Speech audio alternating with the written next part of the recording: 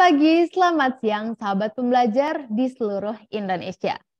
Hari ini kita berjumpa kembali di acara seminar online yang diselenggarakan oleh Indonesia Belajar. Indonesia Belajar adalah sebuah media untuk belajar yang berisikan motivasi, inspirasi, dan pengetahuan. Tentu saja dihadirkan oleh narasumber-narasumber terbaik se-Indonesia. Indonesia Belajar hadir dalam platform mobile aplikasi yang dapat di-download di Google Play Store maupun Apple App Store. Sahabat pembelajar juga bisa cek website kami di indonesiabelajar.id maupun follow Instagram kami di indonesia_belajar.id. Dan jangan lupa untuk like halaman Facebook kami di indonesiabelajar.id. Baik sahabat pembelajar, perkenalkan saya Tami yang akan memandu seminar online hari ini. Seperti biasa di setiap Kamis siang, kita selalu menghadirkan seseorang yang sangat luar biasa. Dan pada kesempatan kali ini, kita mengundang Bapak Master Guide Danang Priyadi, SPD MM CTM. Beliau merupakan seorang storyteller, trainer, motivator, author, writer, adventurer, dan Pathfinder Director Certificate. Karena beliau sudah hadir di tengah-tengah kita, mari kita sapa beliau terlebih dahulu. Selamat siang Pak Danang. Semangat pagi, salam Danang, datang untuk menang.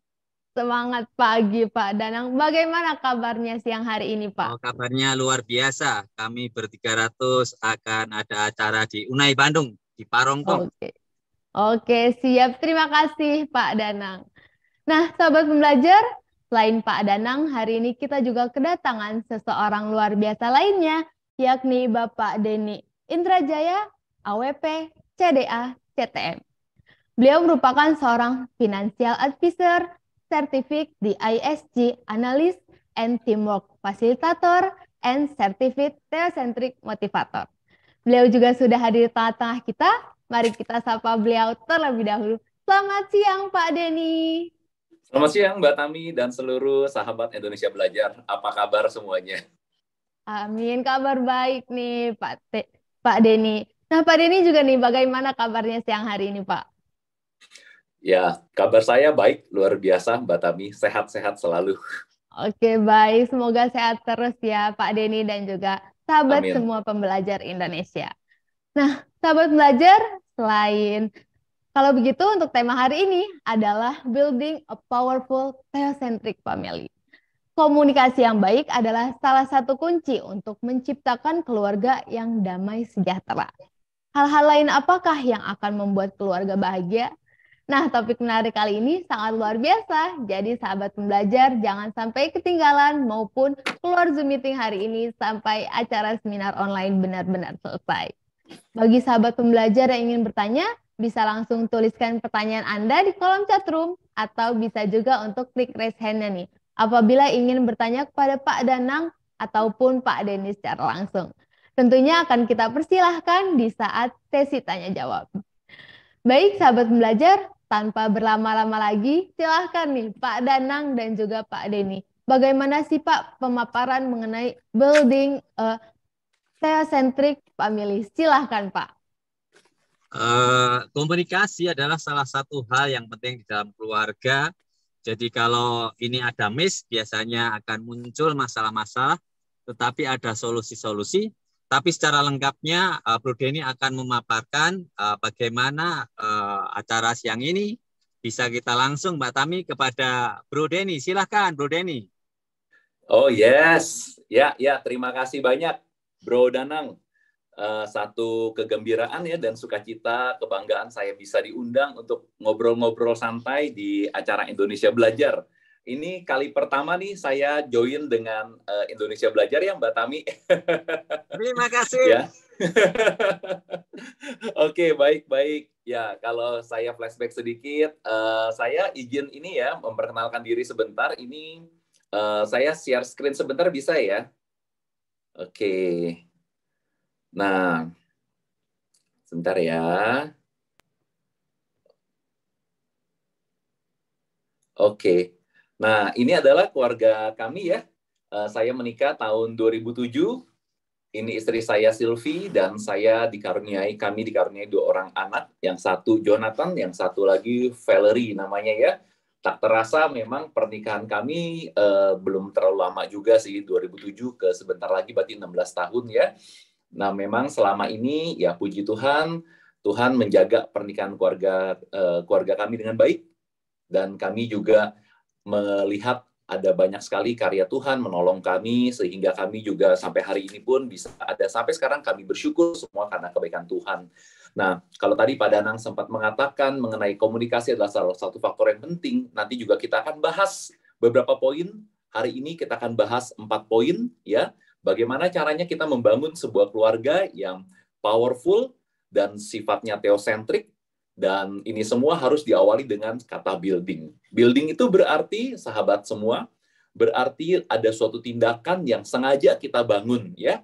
Nah, domisili saya saya ada di Gading Serpong. Jadi kalau sahabat semua di sini ada yang suka main ke daerah Serpong, Tangerang ya, boleh kita kopdar sama-sama gitu ya. Nah, pekerjaan saya sehari-hari saya sebagai financial advisor, juga saya sebagai seorang business builder di bidang insurance. Bersama istri, kami melayani pasangan yang akan menikah, ya. Sudah kami jalanin kurang lebih sejak tahun 2012, ya, 2012, ya. Jadi itu kesibukan kami bersama, suatu pekerjaan pelayanan yang kami lakukan untuk membantu pasangan yang akan menikah. Dan kami juga memiliki usaha di bidang jasa kebersihan, ya. Nah, hari ini Bapak Ibu semuanya, teman-teman, saudara semuanya, kita akan bahas mengenai powerful theocentric family, ya. Nanti saya akan bahas menjadi 4 poin, ya, Bapak Ibu semuanya. Kita nanti akan bahas ada 4 poin yang di sini saya bukakan dulu saja satu persatu, ya, Bapak Ibu. Ini ada alignment yang pertama, yang kedua kita akan bahas tentang enter the new life, dan yang ketiga kita akan bahas lower expectation, dan yang terakhir kita akan bahas tentang communication channels. Nah, sebenarnya ada begitu banyak, mungkin lingkarannya kalau saya lihat di gambar ini ya, di saya punya background ini, ya, satu layar PowerPoint saya, ini kelihatannya nggak akan cukup cuma 4 ini saja. Kalau kita bicara tentang keluarga ya, nah, tapi hari ini saya akan share tentang apa sih yang bisa saya bahas mengenai 1, 2, 3, 4 ini ya, karena waktu kita terbatas soalnya ya. Oke. Nah, sebentar ya, sambil saya stop sharing dulu ya. Jika nanti Bapak, Ibu, Saudara, sahabat di sini ada yang ingin bertanya, monggo-monggo saja silakan ya. Oke. Nah, wah, ini kelihatannya Pak Danang lagi seru ya. Jalan-jalan kemana nih, Pak?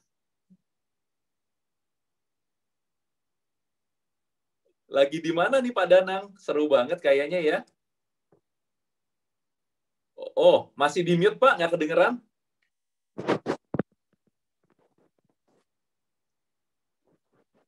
Wah, sepertinya terkendala mengenai suara ya. Oke. Oh, belum di on. Sekarang udah dengar. Ya, udah dengar, Pak. Lagi di mana, Pak? Ini di UNAE Parongpong Bandung. Jadi saya mengikuti sertifikasi guru sekolah sahabat anak-anak itu dari level 1 sampai level 10. Jadi akan ada penghargaan. Wah, tuh menarik sekali ya. Aktif selalu ya Pak Danang. Amin, amin. Belajar dari Bro Denny, begitulah. Tidak, Pak. Terbalik kita kayaknya, Pak. Oke, baik. Sukses ya acaranya, Pak ya. Oke, lanjut Bro Denny. Ya, Pak ya.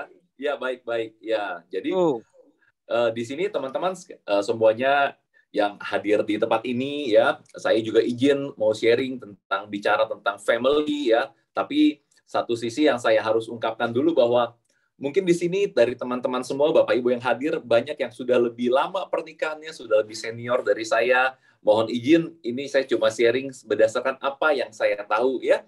Oke, nah jadi kalau kita balik kembali dari judulnya, Building a Powerful Theocentric Family. Building itu seperti tadi saya sudah sampaikan bahwa ini adalah sebuah bentuk kata kerja yang dimana ini merupakan sebuah tindakan yang disengaja ya, membangun ya. Jadi yang namanya pernikahan itu bukan sekadar kita masuk dalam pernikahan, kita pesta, besok langsung jadi sebuah pernikahan. Bukan ya teman-teman ya. Itu hanya status. Nah, pernikahan sendiri seringkali orang mengatakan bahwa membangun rumah tangga jauh lebih susah dibanding membangun tangga rumah ya. Nah, kita akan korek nih pelan-pelan tentang bagaimana sih sebenarnya pernikahan itu, bagaimana keluarga itu sendiri ya. Lalu kata kedua adalah theocentric family. Nah, theocentric ini berarti bicara tentang bahwa pusat daripada keluarga kita itu adalah Tuhan ya. Theocentric berasal dari akar kata theo ya. Theo itu adalah Tuhan, centric adalah pusat ya. Jadi theocentric family itu berarti bicara tentang bahwa Tuhan ini menjadi awal, akhir, dan juga pusat dari keluarga kita. Ya, maksudnya apa nih? Ya, jadi buat Bapak Ibu sekalian, dalam saat kita membentuk sebuah keluarga kita bisa menggunakan berbagai macam referensi, berbagai macam dasar ya. Nah, saya melihat bahwa banyak sekali keluarga di tempat ini di Indonesia yang saya melihat ya. Saya pernah melihat research dari Biro Pusat Statistik mengenai perceraian yang terjadi di bangsa kita, dan ternyata angkanya sangat mengecewakan ya Bapak Ibu ya. Angkanya sangat tinggi, saya pun kaget sekali membaca, oh ternyata banyak sekali perceraian.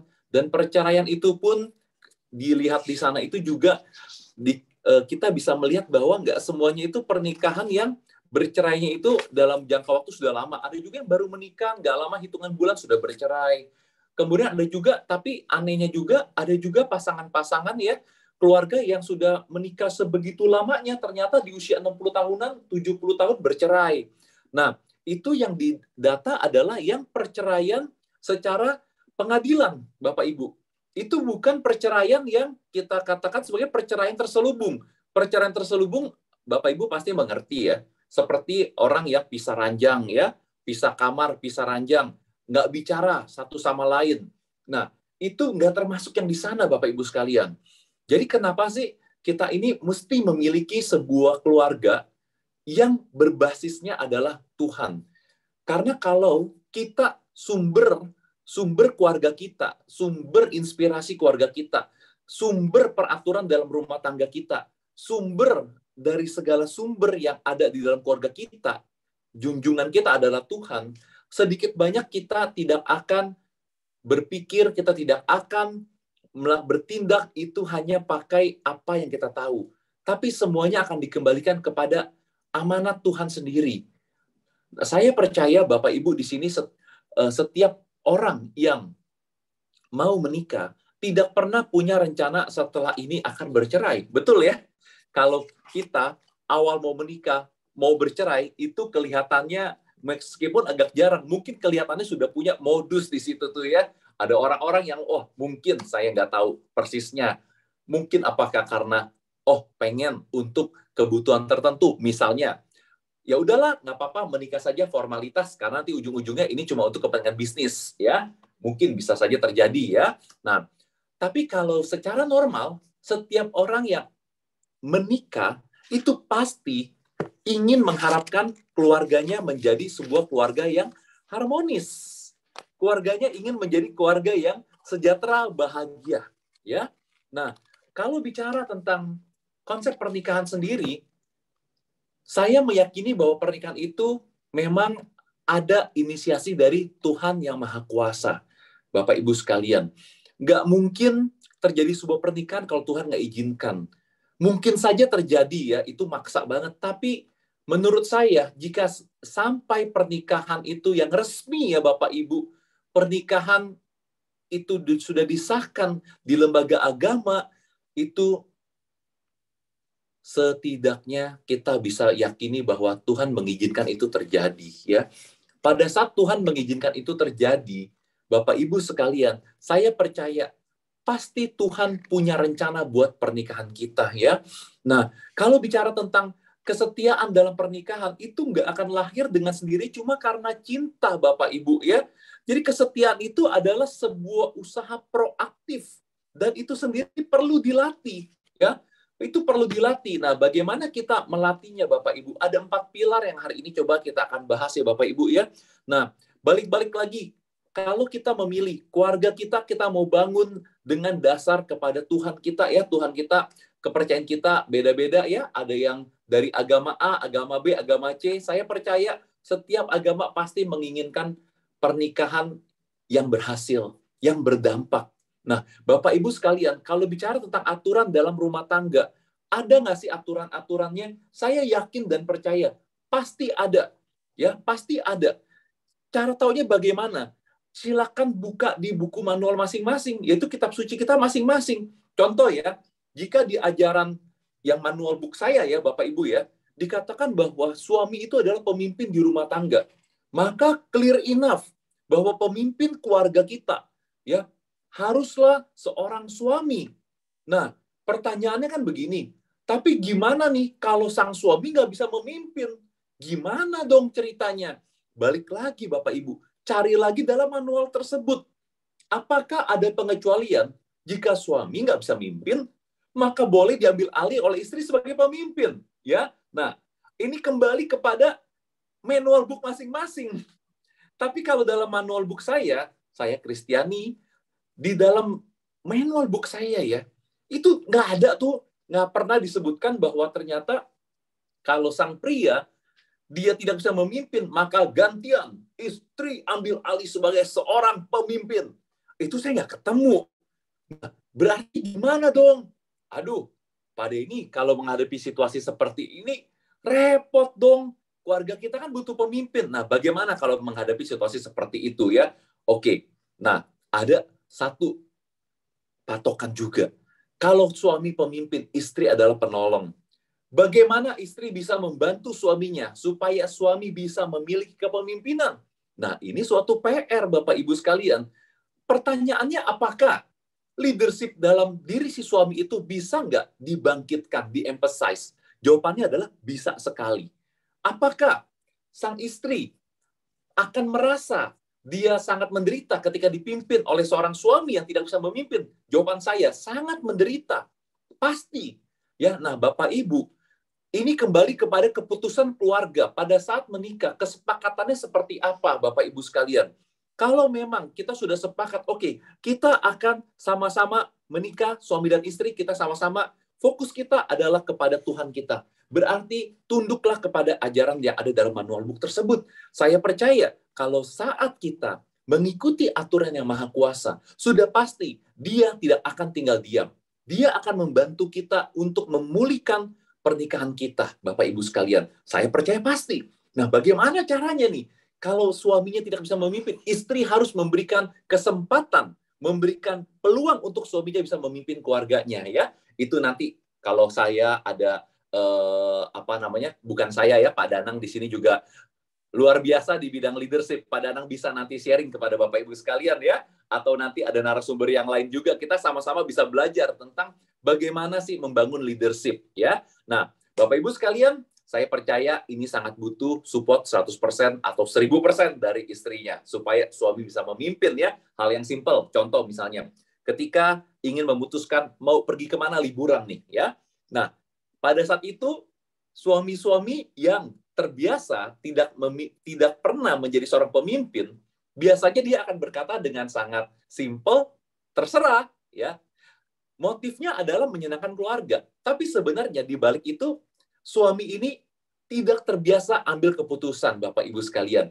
Bisa banyak hal kalau kita gali lebih dalam, ini panjang ceritanya ya. Bisa dilihat dari masa kecilnya, bisa lihat dari apakah ada trauma-trauma yang dia pernah alami dan seterusnya, Bapak Ibu. Lalu bagaimana nih ceritanya kalau seperti ini kondisinya? Istri ambil bagian. Bilang sama suaminya, ayah, kita sekeluarga, kita akan ikutin apa kata ayah. Misalnya seperti itu ya. Pelan-pelan berikan kesempatan suami memimpin. Nah, lalu ternyata kalau hasil daripada jawaban suami itu nggak menyenangkan. Satu keluarga misalnya, aduh, kok si ayah seperti ini sih? Oke, buka komunikasi, tapi jangan menyudutkan. Misalnya, let's say, jadilah diputuskan pergi, let's say, ke Bandung, ya, kayak Pak Danang nih. Ternyata di jalannya hujan gede, macetnya total gitu ya. Nah, sekeluarga ini namanya mendukung si ayah ini, jangan serta-merta bilang, ayah gimana sih? Jangan kayak begitu, ya. Tapi dukung, ya. Dukung dengan semangat, happy aja jalaninnya, gitu ya. Nah, itu salah satu bentuknya. Lalu powerful. Nah, powerful ini sendiri berasal dari kata kan power ya. Kalau bahasa Indonesia adalah kuat. Lawan kata kuat itu adalah lemah. Saya plesetkan ya. Lemah itu weak bahasa Inggrisnya. Weak itu saya singkat menjadi everything is knowledge ya. E-nya S, K-nya knowledge ya. Everything. Maksudnya apa sih? semuanya cuma sebagai pengetahuan aja. Nah, jadi sebagai sebuah keluarga yang kuat, ya, keluarga ini nggak boleh cuma hanya tahu teori aja. Belajar di manual book, oke. Belajar dengar ceramah-ceramah tentang keluarga yang baik seperti apa. Tapi kalau cuma hanya teori saja, itu menjadi keluarga yang lemah, ya. Nah, nanti memang ujung-ujungnya pemimpin ini yang saya sebut sebagai suami, ya. Bapak Ibu sekalian setuju ya, pemimpin itu harus suami, ya. Nah, suami ini memang nanti dia punya peranan adalah bagaimana membawa keluarganya bertindak, bukan cuma sekadar teori. Nah, itu ya dari segi powerfulnya. Lalu efeknya apa? Efeknya adalah saya yakin dan percaya keluarga yang kuat, yang memang dibangun oleh kesepakatan suami istri, yang dipimpin oleh sang suami, istri sebagai penolong, itu juga pasti akan menjadi keluarga yang akan melahirkan generasi-generasi yang kuat selanjutnya. Anak ke cucu, ke cicit, dan seterusnya. Semuanya akan menjadi keluarga yang bisa membawa kebermanfaatan untuk banyak orang. Ya, saya percaya setiap manusia diciptakan pasti punya tujuan khusus dari Tuhan. Begitupun dengan sebuah keluarga. Pasti punya tujuan khusus dari Tuhan. Kalau kita tahu, yang namanya handphone bukan cuma untuk telepon, tapi bisa digunakan fungsi, bisa macam-macam. Ya, handphone itu bisa untuk lihat peta, bisa untuk main game, bisa untuk nonton video, dan seterusnya. Tapi kalau di tempat yang salah, handphone itu mungkin dijadikan cuma sebagai ulek-ulekan, handphone mungkin cuma dijadikan sebagai ganjelan buat pintu, ya. Nah, saya percaya setiap orang punya tujuan dari Tuhan, setiap keluarga juga pasti ada. Cari tahu. Kalau sampai hari ini Anda sudah menikah 10 tahun, 15 tahun, 5 tahun, ataupun mungkin baru setahun, cari tahu kepada Tuhan Anda, apa sih tujuan Tuhan mengizinkan saya menikah? Pasti ada sebuah maksud. Kalau tujuan pernikahan itu cuma bicara tentang saya mau punya anak, saya mau, ya udahlah, daripada saya single mulu, jomblo, ya udah saya menikah aja. Itu pasti nggak kuat, ya.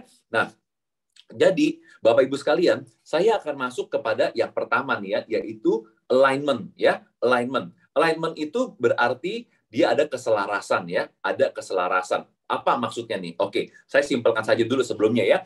Buat memudahkan kita semua, jadi sebagai sebuah keluarga, saya analogikan sebagai sebuah tim, ya, teman-teman, ya. Tim itu apapun tim, mau tim sepak bola, tim basket, tim panitia 17 Agustus, atau tim apapun, penting banget ada namanya alignment, keselarasan antar anggota timnya. Betul ya Bapak Ibu, setuju ya? Anggota tim itu juga harus punya keselarasan antara misi, visi, value pribadi dan dengan timnya. Jadi pada saat dia mau masuk ke sebuah tim, pasti anggota tim tersebut dia harus mengetahui visi tim ini untuk apa. Visi tim ini bawanya kemana, value-nya apa, dia mesti tahu, ya. Nah, begitu pula jika kita memiliki perusahaan, semua anggota tim kita harus memiliki keselarasan dalam misi, visi, dan value perusahaan. Jadi jangan sampai anggota keluarga itu si ayah punya visi A, si istri punya visi B, si anak visinya beda, ya. Jadi kalau contoh sebut aja simple, kita mau sama-sama bangun keluarga yang teosentrik. Tapi yang satu nggak mau. Yang satu lagi bilang, buat apa teosentrik? Nggak usah lah teosentrik kan pusing amat. Nah, itu menjadi masalah, ya. Nah, jadi bagaimana caranya kita harus bangun keselarasan dari awal, ya. Contoh, begini. Kalau seandainya suami istri, ya, punya misi yang berbeda, ya. Sebelum menikah, sudah ketahuan ngobrol-ngobrol nih ya ceritanya, ya. Si suami bilang, saya nanti punya cita-cita, saya ingin menjadi pekerja sosial, ya, di daerah pedalaman. Let's say dia bilang, misalnya saya mau menjadi pekerja sosial di Papua, misalnya begitu, ya. Sedangkan sang istri punya visi yang lain, karena dia latar belakangnya seorang bankers, ya, ayahnya bankers, ibunya bankers, dia punya cita-cita menjadi seorang bankers. Dia sekolah, dia kuliah di bidang yang sejalan, ya, di bidang ekonomi, dan pada saat nanti sudah lulus kuliah, dia juga mau menjadi seorang accountant, seorang banker, kerja di bank, dan akhirnya jika dua orang ini, ya, akhirnya menikah, coba kita lihat. Yang satu punya misinya pribadi, ya, dia punya visi, dia ingin membangun sesuatu di daerah pedalaman. Yang satu lagi identik dengan tinggal di perkotaan. Coba, kebayang nggak Bapak Ibu sekalian?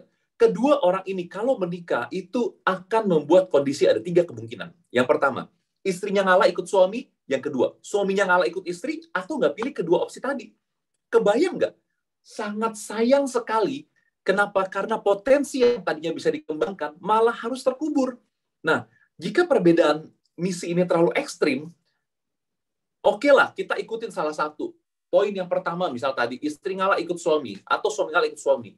Jika kita, ya, suami ngalah ikut istrinya, jika kita ikutkan ini, ya, jalan dengan kondisi seperti ini, itu sangat memungkinkan akan timbul sebuah konflik, Bapak Ibu sekalian. Nah, menjadi penting untuk kita bisa menyelaraskan dulu di awal, ya.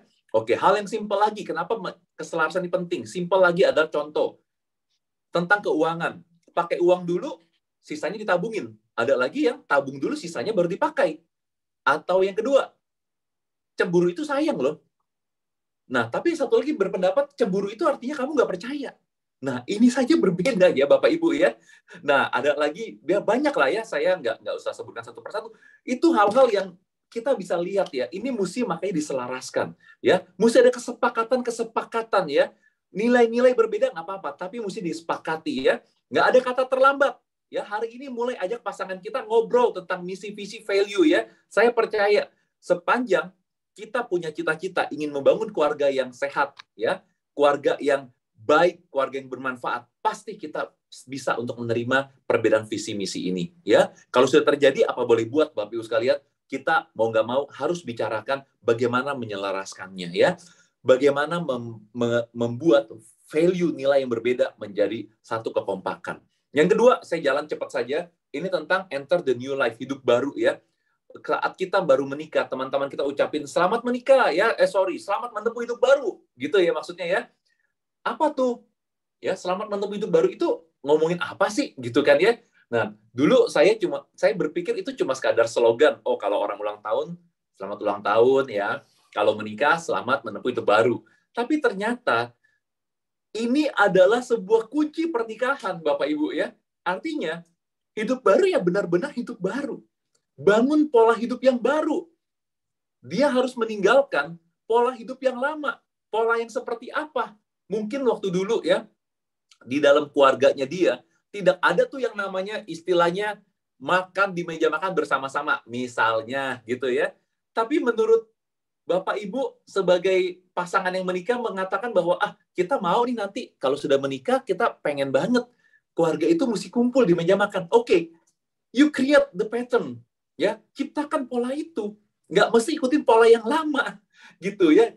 Kalau apapun pola-pola itu yang menurut Bapak Ibu sekalian, pola dari orang tua kita, pendahulu kita itu tidak baik. Atau tidak sesuai dengan manual buku kita. Tinggalkan Bapak Ibu sekalian ya. Cari pola-pola yang diajarkan oleh Tuhan kita.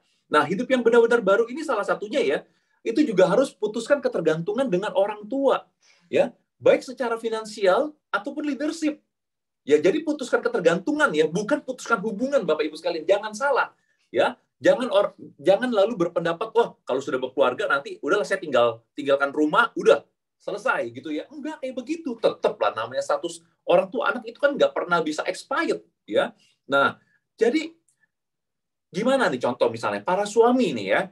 Nah, makanya memang penting banget dalam sebuah keluarga sebenarnya. Saya sangat dorong, encourage banget buat kita ya, khususnya kita para pria gitu ya. Benar-benar belajar tentang kepemimpinan. Berani ambil tanggung jawab. Karena kalau suami kuat, pernikahannya kuat, pasti anak-anaknya kuat, Bapak Ibu sekalian. Kalau suaminya lemah, besar sekali kemungkinan anak-anak akan menjadi anak-anak gampangan, Bapak Ibu sekalian. Anak-anak yang memberontak. Ujung-ujungnya menghasilkan keluarga yang pecah. Keluarga yang broken home. Pada akhirnya keluarga broken home, kita sudah bisa tahu ya Bapak Ibu, saya nggak perlu cerita lagi juga, banyak sekali kita lihat betapa banyak kehancuran seseorang itu karena dia ada di keluarga yang broken home, tidak mengalami kasih sayang yang sesungguhnya, tidak melihat figur pemimpin. Banyak sekali Bapak Ibu sekalian ya. Nah, jika misalnya contoh terjadi konflik, namanya suami istri, konflik itu wajar ya Bapak Ibu ya. Jangan punya kebiasaan keluar dari rumah, bawa koper, kabur ke rumah orang tua, itu nggak benar ya. Pola didik anak misalnya contoh ya, kalau dulu misalnya kalau ada salah, orang tua kita ambil kemoceng, ambil ikat pinggang, hajar, ya sampai kemocengnya patah, sampai ikat pinggangnya rusak. Nah, Bapak Ibu kalau pernah mengalami situasi kayak begitu, bentuk pendisiplinan yang tidak pas selama Bapak Ibu dulu dididik oleh orang tua Bapak Ibu, ya udah tahu itu nggak baik, stop, bikin pola yang baru, belajar parenting. Karena memang parenting itu nggak diajarin di sekolah, kita belajar gimana nih caranya mendisiplinkan anak ya. Oke, nah itu tentang enter the new life. Oke, saya ngebut ya. Yang ketiga, ya karena ini 1445 kan mesti selesai ya. Turunkan ekspektasi, ya lower your expectation. Lower your expectation, maksudnya apa? Begini, seringkali kita itu suka melihat rumput tetangga lebih hijau, padahal itu bukannya rumput, mungkin aja itu rumput sintetis, Bapak Ibu sekalian ya. Kita suka menganggap, oh pernikahan teman kita sempurna sekali ya. Saya mau katakan Bapak Ibu sekalian bahwa tidak ada satu pernikahan yang sempurna. Yang ada cuma momen-momen yang sempurna, Bapak Ibu. Kalau kita bilang begini, rata-rata usia manusia 75 tahun atau 80 tahun. Kalau sekarang Bapak Ibu usianya 40 tahun misalnya ya, berarti hanya tinggal 35 kali saja merayakan ulang tahun, Bapak Ibu sekalian. Kalau misalnya kita udah umur 50, waduh, 25 kali lagi loh merayakan ulang tahun bareng keluarga, Bapak Ibu. Ya, apalagi kalau misalnya kita itu umurnya sudah semakin mendekati 70, ya aduh, ayo nikmatin masa-masa itu, Bapak Ibu sekalian. Ulang tahun pernikahan, dirayakan, Bapak Ibu. Rayakan itu nggak mesti mewah. Rayakan Bapak Ibu, kenang kembali ya momen-momen waktu menikah dulu ya, itu sangat diperlukan ya. Jadi kalau kita bilang pernikahan itu sesuatu ya sudahlah, begitu-gitu jalaninnya, salah Bapak Ibu. Kalau orang bilang menikah, oh menikah itu dulu doang manisnya waktu honeymoon ya, sekarang mah sudah nggak ada honey-honeynya ya, cuma ada bulan-bulanan terus ya. Sang istri ngomelin suami, sang istri nyindir suami, sang suami nyindir istri. Ya, Bapak Ibu sekalian, yang namanya pernikahan itu kita harus jatuh cinta berkali-kali kepada orang yang sama, Bapak Ibu, kepada pasangan kita. Bukan cuma jatuh cinta pada saat dulu. Cinta itu, Bapak Ibu, harus dibangun, Bapak Ibu. Karena cinta adalah sebuah keputusan, tidak tergantung oleh perasaan, Bapak Ibu. Ya, nah, jadi Bapak Ibu, kalau Anda yang juga punya anak, hari ini masih ada kesempatan main bersama anak-anak Anda, Bapak Ibu. Bermain bersama anak itu juga adalah sebuah momen. Bapak Ibu, dalam keluarga, bahasa love ya, L-O-V-E, itu seringkali dibaca dengan huruf yang berbeda, yaitu T-I-M-E, atau time, Bapak Ibu sekalian. Seringkali kita bicara quality time, tapi percaya Bapak Ibu, quality time itu cuma bisa terjadi kalau ada quantity time. Bapak Ibu harus memang bisa mengatur waktu untuk keluarga Anda. Jangan cuma menikah lalu Anda tinggalkan keluarga Anda. Sisihkan waktu, bukan sisakan. Sisihkan waktu, dari awal diatur Bapak Ibu. Saya percaya Bapak Ibu, nggak ada dari kita yang ingin punya anak-anak yang tidak berhasil. Bapak Ibu belajar ilmu parenting. Di sana dibongkar bagaimana caranya kita berkomunikasi dengan anak-anak kita sesuai dengan usia mereka. Yang terakhir, tentang saluran komunikasi. Ini harus sering dibangun Bapak Ibu sekalian ya. Sesering mungkin Bapak Ibu ya. Komunikasi yang sehat itu akan menimbulkan trust Bapak Ibu ya. Kesalahan dalam komunikasi pasti menimbulkan banyak sekali keanehan. Mulai dari rasa tidak percaya, trust issue Bapak Ibu, sampai terjadi pemberontakan diam-diam Bapak Ibu, bisa saja terjadi Bapak Ibu. Saya punya teman Bapak Ibu yang sudah menikah cukup lama. Kita lihat orang ini dua-duanya saleh Bapak Ibu, ya taat beragama. Tahu-tahu kita kaget sekali Bapak Ibu, kita dapat kabar bahwa sang suami lari dari rumahnya, tidak meninggalkan informasi apapun Bapak Ibu. Kita melihat bahwa ternyata memang sang suami ini seringkali tertekan oleh istrinya. Kita nggak tahu, kita lihat mereka biasa-biasa saja. Tapi ternyata Bapak Ibu, sang suami terlalu didominasi oleh istrinya. Dan akhirnya dia tinggalkan rumahnya. Kenapa bisa begitu? Pasti nggak ada komunikasi yang baik Bapak Ibu sekalian. Nah Bapak Ibu, pillow talk Bapak Ibu itu penting banget. Pillow talk penting banget ya. Pillow talk itu kita ngobrol-ngobrol sama pasangan kita ya sebelum tidur. Mungkin ngomong yang nggak penting, ngomong hal remeh-temeh, nggak apa-apa. Itu adalah suatu momen yang perlu kita pelihara Bapak Ibu ya. Bicara di sana. Sang suami kalau capek dengerin istri, karena konon katanya istri itu harus menghabiskan 15.000 kata sehari. Wah, sampai malam ternyata kata-katanya baru 5.000. Teman-teman, Siapkan kuping teman-teman ya, para pria siapkan kuping kalian. Dengarkan istri kalian bicara. Sang istri juga sama, kalau suaminya ada problem, jangan dipikir suami nggak ada perasaan. Oh, cowok mah logika, nggak ada perasaan. Nggak juga, dengarkan dia Bapak Ibu sekalian. Nah, Bapak Ibu, ini saya mau bagikan tips yang kelima, ini bonus Bapak Ibu sekalian. Tipsnya adalah jangan simpan sampah Bapak Ibu ya. Sampah jika didiamkan Bapak Ibu, efeknya itu akan menimbulkan bau ya. Ujung-ujungnya bau adalah menimbulkan penyakit.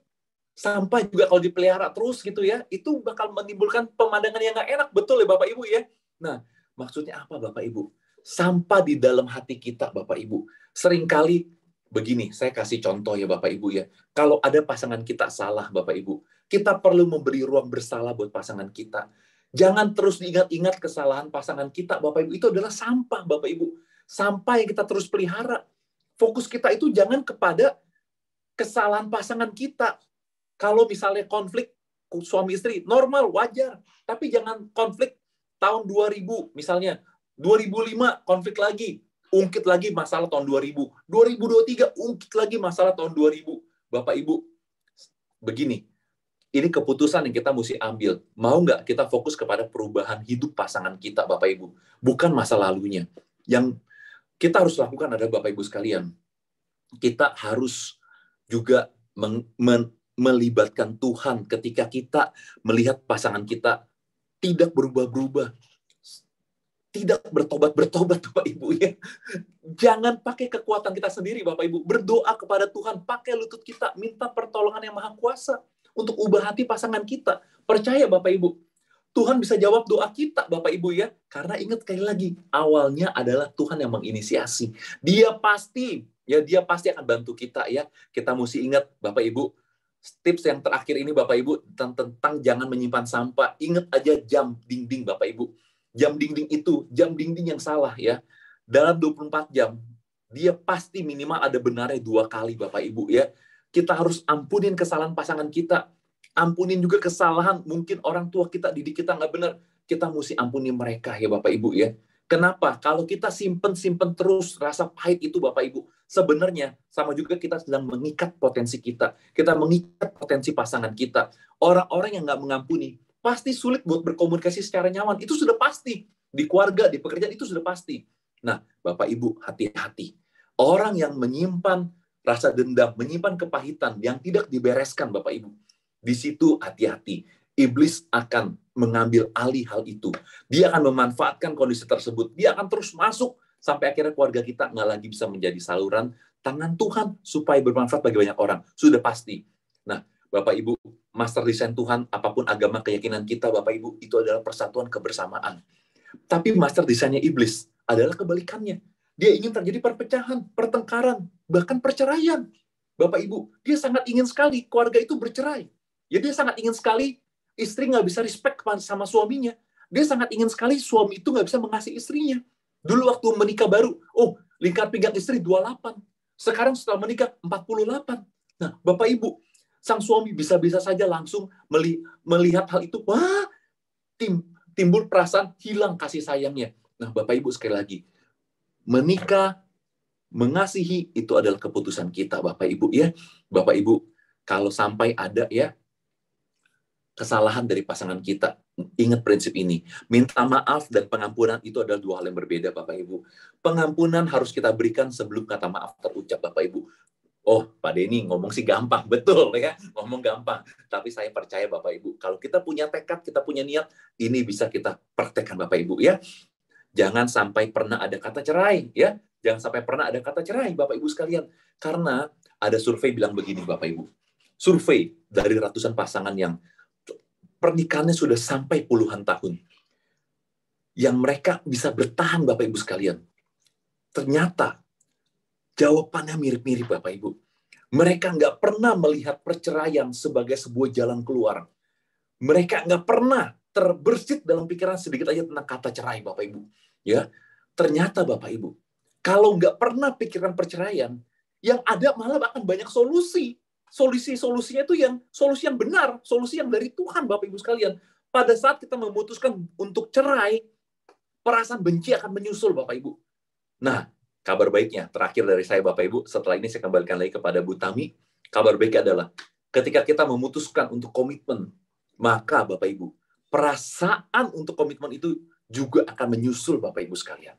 Ya, jadi saya mohon maaf kalau ada yang salah Bapak Ibu dari apa yang saya sampaikan, juga kalau ada yang menyinggung Bapak Ibu, mohon maaf. Cuma Bapak Ibu, satu yang saya ingin sampaikan, ambil positifnya Bapak Ibu, APBN ya, ambil positif, buang negatifnya ya. Saya harap kita semua sama-sama bisa membangun keluarga kita, keluarga yang kuat Bapak Ibu ya, keluarga yang kuat, keluarga yang berdampak Bapak Ibu. Anak-anak kita bisa menjadi generasi yang kuat untuk membangun Indonesia tercinta kita Bapak Ibu. Oke, silakan Bu Tami. Baik, terima kasih luar biasa nih pencerahannya dari Pak Denny mengenai building a powerful theocentric family. Nah, dari Pak Danang, apakah ada penambahan Pak mengenai materi tersebut? Boleh silakan Pak Danang.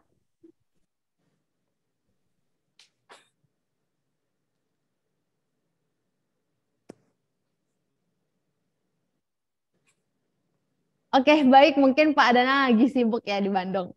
Nah, saat ini akan kita buka sesi tanya-jawab. Jadi untuk sahabat pembelajar yang ingin bertanya, bisa langsung nih tuliskan pertanyaan Anda di kolom chatroom atau bisa juga untuk klik raise hand-nya apabila ingin bertanya langsung kepada Pak Denny maupun Pak Danang.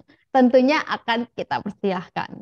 Saat ini sudah ada satu penanya, yaitu dari Ibu Mila. Saya izin bacakan ya Pak Denny. Ya. Izin tanya Pak Danang dan Pak Denny. Komunikasi ini kan memang sebenarnya satu hal yang sangat penting. Ketika ada suatu masalah, ada beberapa orang yang menggunakan silent treatment, dan setelah itu perasaannya lebih baik, jadi tidak memikirkan masalahnya lebih dalam. Hal itu apakah baik, Pak? Nah, terima kasih untuk pertanyaannya, Bu Mila. Silakan Pak Denny, bagaimana nih tanggapannya, Pak? Oke, baik. Terima kasih ya Bu Mila ya buat pertanyaannya ya, silent treatment. Oke, baik ya. Nah, Bapak Ibu sekalian, memang untuk menyikapi sebuah konflik itu ada beberapa metode ya. Salah satunya adalah diam dulu apalagi ketika kondisi konflik sudah mulai tinggi tensinya ya, kita bisa merasakan ya, kita sendiri sebenarnya bisa tahu loh ketika kita dalam kondisi emosi itu ada tanda-tanda fisik kita yang berbeda ya. Ada orang ketika dia mulai emosi ya, Bapak Ibu, Bu Mila ya, ada yang suaranya bergetar ya. Ada yang nelennya susah, ada yang tangannya bergetar, ya. Ada pula orang ketika dia emosi banget, Bapak Ibu, dia nggak bisa kontrol dirinya, ya. Nah, Bapak Ibu, kita mengerti bahwa setiap orang punya takaran penguasaan dirinya beda-beda, ya. Nah, saya sarankan jika pada saat terjadi konflik dan pada saat itu kita sudah masuk masa-masa yang kita sudah mau di take over ya, di take over oleh emosi kita, sebaiknya kita break dulu ya, kita break dulu, atau mungkin istilahnya Bu Mila tadi adalah ambil waktu untuk silent dulu. Nah, jadi begini Bapak Ibu, seandainya terjadi konflik, kita sudah sama-sama emosi, pasangan kita emosi, baiknya kita stop dulu, kita bilang bahwa say, kayaknya kita break dulu sebentar ya buat hal ini ya, nanti kita bicarakan lagi. Nah, Bapak Ibu bisa cari tempat berbeda. Misalnya kondisi itu di kamar ya, bisa keluar dulu sebentar, ke toilet dulu ya Bapak Ibu, pipis dulu atau ke dapur dulu, minum dulu ya Bapak Ibu. Itu adalah untuk meredam emosi kita. Ya, itu boleh-boleh saja Bapak Ibu ya. Tapi ingat, diam itu bukan berarti selalu emas. Ya, kadang-kadang orang suka bilang silence is golden. Tapi seringkali Bapak Ibu, itu cuma warna kuning belaka Bapak Ibu. Ya, kalau kita lihat di sungai-sungai Bapak Ibu, apalagi khususnya daerah perdesaan nih Bapak Ibu ya, yang MCK-nya masih belum bagus ya, itu seringkali ada kuning-kuning ngambang tuh Bapak Ibu. Itu juga kuning warnanya, tapi itu bukan emas Bapak Ibu ya. Ya jadi Bapak Ibu, tindakan diam itu cuma untuk meredakan emosi. Tapi konflik harus diselesaikan. Kalau konflik nggak diselesaikan, Bapak Ibu, ujung-ujungnya konflik itu akan menjadi semakin besar. Kalau disimpan di dalam, suatu hari, Bapak Ibu, sampah itu akan tercium baunya. Belajar menyelesaikan konflik dengan pasangan kita, Bapak Ibu. Gitu, ya. Jadi, menurut saya, begitu, Bu Mila. Kalau memang diam itu tujuannya untuk menenangkan hati kita, boleh kita ambil ya. Karena kalau kita nggak tenang juga, konflik itu akan menjadi destruktif ya, saling menghancurkan satu sama lain, itu malah nggak bagus. Tapi setelah itu, komitmen. Ambil waktu, kembali lagi, bahas hal tersebut Bapak Ibu. Gitu, Bu Mila. Semoga menjawab. Kalau masih belum jelas, boleh tanya. Oke, baik. Terima kasih luar biasa nih dari jawabannya Pak Denny mengenai pertanyaannya Ibu Mila. Semoga terjawab ya Ibu Mila, dan apabila ada yang ingin ditanyakan, bisa kembali untuk diklik, ditulis di chat room. Nah, saya ingatkan kembali bagi sahabat pembelajar yang ketinggalan acara seminar online hari ini, bisa langsung cek YouTube kita di Indonesia Belajar Official. Di sana sudah kita upload video-video terbaru dari seminar online yang diselenggarakan oleh Indonesia Belajar. Jadi sahabat pembelajar bisa cek lagi atau tonton ulang, lalu jangan lupa untuk like, komen, dan juga untuk share kepada teman-teman semua agar kita bisa berbagi pengetahuan. Dan saat ini dikarenakan sudah tidak ada lagi pertanyaan dari sahabat pembelajar, dan juga acara seminar online sudah berlangsung hampir 1 jam, yang mana mengartikan acara seminar online akan segera berakhir. Saya persilahkan untuk closing statement-nya sebagai penutup acara seminar online hari ini. Boleh dari Pak Denny terlebih dahulu, silahkan Pak. Oke, baik. Begini Bu Mila ya, closing statement dari saya. Sesuatu itu yang kita diamkan, itu lama-lama pasti akan rusak ya. Atau paling nggak akan menurun kualitasnya. Contoh misalnya kalau rumah kita diamkan, lama-lama itu akan timbul kerusakan di mana-mana. Kebersihan rumah juga sama, harus kita usahakan. Kalau kita diamkan, itu pasti akan menimbulkan bibit penyakit. Nah, untuk membersihkan rumah, kalau sampai kita nggak ada waktu pun, kita harus keluar effort, kita harus bayar pihak ketiga, apakah itu asisten rumah tangga atau apapun, bersihkanlah rumah kita. Jadi, untuk membangun pernikahan yang sehat, pernikahan yang kuat, memang harus kita bayar harganya. Kita harus tahu bahwa keluarga kita adalah showcase daripada kebaikan Tuhan kita. Jadi kalau orang-orang bisa melihat keluarga kita, keluarga yang baik, keluarga yang bermanfaat, sebenarnya kita sedang membuat orang lain melihat bahwa Tuhan kita luar biasa. Purpose keluarga kita, tujuan keluarga kita haruslah membuat orang-orang mengenal Tuhan kita, ya, dan membuat dirinya boleh dikenal lewat keluarga kita. Itu Mbak Mila. Itu Mbak Tami. Oke, baik. Terima kasih Pak Denny, luar biasa nih dari Ibu Mila. Nah, untuk Pak Danang, silahkan closing statement-nya Pak untuk hari ini, boleh. Baik, terima kasih Bu Denny. Keluarga adalah tiang-tiang dari bangsa dan negara. Jadi keluarga kuat, negara kuat, bangsa kuat. Marilah kita bina, kita hidupkan keluarga yang sehat jasmani rohani, sehingga bangsa ini juga menjadi bangsa yang bermartabat. Terima kasih, salam Danang, datang untuk menang. Oke, baik. Terima kasih Pak Danang, dan juga terima kasih Pak Denny atas penjelasannya hari ini mengenai building a powerful theocentric family. Terima kasih juga untuk sahabat pembelajar yang udah stay dan juga menonton sampai akhir acara seminar online Indonesia Belajar. Saya, Tami, dan tim Indonesia Belajar pamit undur diri. Sampai bertemu di hari selanjutnya, tentunya di Kamis di jam yang sama, di jam yang 2. Dan juga jangan lupa untuk like juga, untuk subscribe, dan juga tonton kembali untuk acara seminar online hari ini yang akan diputar. Mau foto sama Ibu Lia? Ini saya fotoin.